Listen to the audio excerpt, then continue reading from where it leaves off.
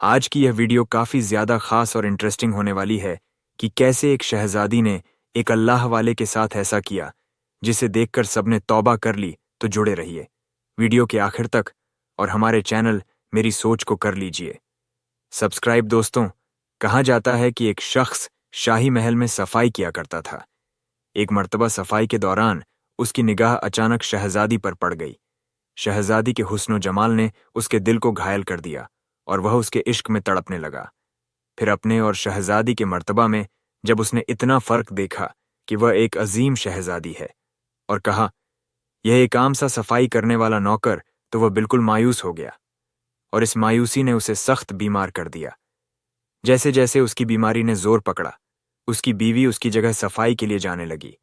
کچھ عرصہ یہی معمول رہا کہ ایک دن شہزادی نے اس شخص کی غیر حاضری کو محسوس کر کے اس کی بیوی سے پوچھا۔ اس نے عرض کیا کہ جی، وہ کچھ بیمار ہے۔ شہزادی نے بیماری معلوم کی تو وہ ٹال مٹول کرنے لگی، جس کی وجہ سے شہزادی کو اس پر کچھ شک گزرا، لہٰذا اس نے سختی سے اس کے بارے میں پوچھا۔ اس عورت نے جب دیکھا کہ شہزادی کسی طور سے بھی نہیں مان رہی تو عرض گزار ہوئی کہ اگر جان کی امان پاؤں تو کچھ کہوں۔ شہزادی نے امانت دی تو کہنے لگی کہ ملکہ، وہ آپ کے عشق میں گرفتار ہو گیا ہے، اور کیونکہ آپ کا ملنا ممکن نہیں، لہٰذا اسی غم میں وہ موت کے قریب جا چکا ہے۔ یہ سن کر شہزادی نے کہا کہ دل کا مائل ہونا کوئی اختیار چیز نہیں ہوتی۔ اگر مجھے دیکھنے سے اس کی جان بچ سکتی ہے تو اس میں میرا کیا نقصان ہے بھلا؟ لیکن میری مجبوری یہ ہے کہ میرا مرتبہ اس کے پاس چل کر جانے سے مجھے روکتا ہے، کیونکہ میرے لیے یہ بدنامی کا باعث ہے۔ البتہ میں ایک ترکیب بتاتی ہوں، اگر وہ عمل کرے تو شاید مجھے دیکھ سکے اور اس کی جان بچ جائے۔ ترکیب یہ ہے کہ وہ فقیرانہ شکل بنا کر دریا کے کنارے بیٹھ جائے اور اللہ عز و جل کا ذکر کرنا شروع کر دے، کسی کی طرف متوجہ نہ ہو اور نہ سارا دن کچھ کھائے نہ پیے۔ جب رات ہو تو تم جا کر اسے کھلا پلا دیا کرنا۔ اگر کوئی اسے بھکاری سمجھ کر کوئی کھانے پینے کی چیز دے تو اس پر کوئی دھیان نہیں دے، اور اگر کوئی اٹھا کر لے جائے تو اسے منع بھی نہ کریں۔ اس طرح چندی روز میں اس کی شہرت عام ہو جائے گی، سب اس کے پاس جائیں گے۔ پھر اس کے بعد میں خود بھی بادشاہ سے اجازت لے کر اس سے ملنے پہنچ جاؤں گی۔ اس طرح وہ مجھے دیکھ بھی لے گا اور ہم دونوں ایک دوسرے سے ملاقات بھی کر لیں گے۔ شہزادی کی ترکیب تو اچھی تھی، مگر یہ ترکیب بہت عجیب ثابت ہوئی۔ اس عورت نے اس شہزادی کی ساری بات جا کر اپنے عشق کے مارے شوہر کو سمجھا دی۔ اس نے فوراً اپنا بوریا بستر باندھا اور شہزادی کے حکم کے مطابق دریا کنارے جا بیٹھا۔ سارا دن بھوکا پیاسا اللہ تعالیٰ کے ذکر میں گزار دیتا اور شام کو ایک وقت کا معمولی سا کھانا کھا لیتا۔ کچھ دن یہی معمول رہا کہ واقعی اس کی شہرت عام ہو گئی۔ لوگ اس کے پاس تحفے لانے لگے، مگر وہ کسی کی طرف ذرہ برابر بھی دھیان نہیں دیتا تھا۔ کرتے کرتے یہ بات بادشاہ تک پہنچ گئی۔ بادشاہ نے پہلے تو بغرض امتحان اپنے وزیر کو اس کے پاس بھیجا۔ وزیر نے اس کے سامنے بیش قیمتی نظر پیش کی، لیکن اس نے بالکل بھی دھیان نہیں دیا اور اس کی طرف آنکھ اٹھا کر بھی نہیں دیکھا۔ وزیر نے جا کر سارا معاملہ بادشاہ کو بتایا اور کہنے لگا کہ حضور جیسا سنا تھا ویسا ہی پایا ہے، وہ تو دنیا کی طرف دیکھتا بھی نہیں، مال اور دولت سے بالکل ہی بے پرواہ ہے۔ اگلے روز بادشاہ خود اس کے پاس پہنچا اور اسے نذران پیش کیے۔ پہلے کی طرح اس نے آج بھی مال اور دولت کی طرف آنکھ اٹھا کر بھی نہیں دیکھا۔ بادشاہ اس کی اس بے نیازی سے بے حد متاثر ہوا۔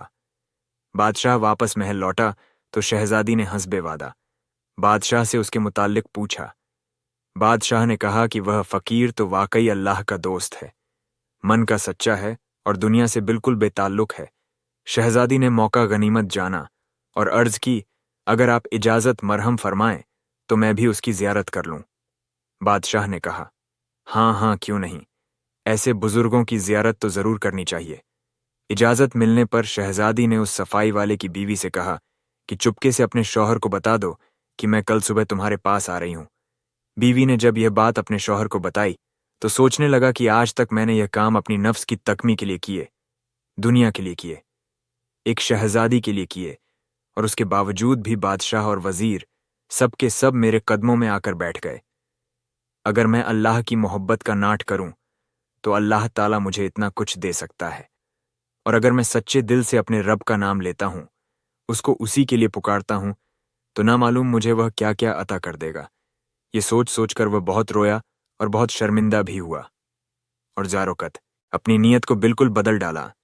शहजादी का ख्याल भी दिल से निकाल दिया और सच्चे दिल से तौबा की और इस हालत में तमाम रात अल्लाह ताला को पुकारता रहा। हत्ता कि रात का आखिरी पहर आ गया, किस्मत के दरवाजे खुल गए। उसका यूं शर्मिंदगी से रोना गिड़गिड़ाना अल्लाह ताला को इतना पसंद आया कि जब उसने उसी गिरिया जारी के आलम में आसमान की तरफ निगाह उठाई तो फर्श से लेकर अर्श तक तमाम चीजें उस पर खोल कर रख दी गईं। जन्नत के खूबसूरत मंजर उसकी निगाहों के सामने थे। अपनी किस्मत पर रश्क करने लगा। इस हालत में जब सुबह हुई तो वादे के मुताबिक शहजादी उसके पास पहुंची तो वह सर झुकाकर बैठा हुआ था। उसने नजर उठाकर भी शहजादी की तरफ नहीं देखा। बंदियों ने कहा कि ऐ शख्स, शहजादी तेरे सामने बैठी है, कुछ बात करना चाहते हो तो कर लो। उसने कुछ देर खामोशी इख्तियार की और फिर बोला, अब मुझे शहजादी की कोई परवाह नहीं है, क्योंकि उससे कहीं ज्यादा हसीन और जमील हूरें इस वक्त हाथ बांधे मेरे सामने खड़े हैं। मैं इनको देखूं या शहजादी को? अल्लाह ताला ने मुझे वो दिखा दिया है जिसके देखने के बाद मुझे कुछ भी और देखने की ख्वाहिश ही नहीं रही है। शहजादी तो कभी ऐसा सोच भी नहीं सकती थी कि जो उसके इश्क में ऐसा मुश्तरका था और जिसके लिए उसने चिल्ला काटा, इतना सारा कुछ किया, अब वह कैसे उससे मुंह फेर सकता है। लेकिन शायद वह भी समझ गई थी कि इसको अल्लाह ताला ने अपना कुर्ब अता फरमा दिया है, और जो अल्लाह ताला के हो जाते हैं वह दुनिया की तरफ आंख उठाकर भी नहीं देखा करते। लिहाजा वह बगैर कुछ बोले उठी और वापस लौट गई। ये जमीन या आसमान, चांद, सूरज, सितारे, दुनिया की हर चीज अल्लाह ताला की है, और अगर वह हमारा हो जाए तो हमें फिर किस चीज की जरूरत हो सकती है। लिहाजा अगर हम अपने रब से सच्ची मोहब्बत करने लगे, सबसे ज्यादा उसी से प्यार करें, तो कभी किसी गैर के सामने हाथ फैलाने की जरूरत ना पड़े। अल्लाह ताला से दुआ है कि वह हमें समझने की और इस पर अमल करने की तौफीक अता फरमाए। आमीन या रब्बल आलमीन। दोस्तों, आज की वीडियो में बस इतना ही। उम्मीद करते हैं कि आपको यह वीडियो पसंद आई होगी। यह वीडियो अगर पसंद आई हो तो इसे लाइक कर दें और हमारे चैनल को सब्सक्राइब जरूर करें। मिलते हैं किसी और वीडियो के साथ। तब तक के लिए खुदा हाफिज।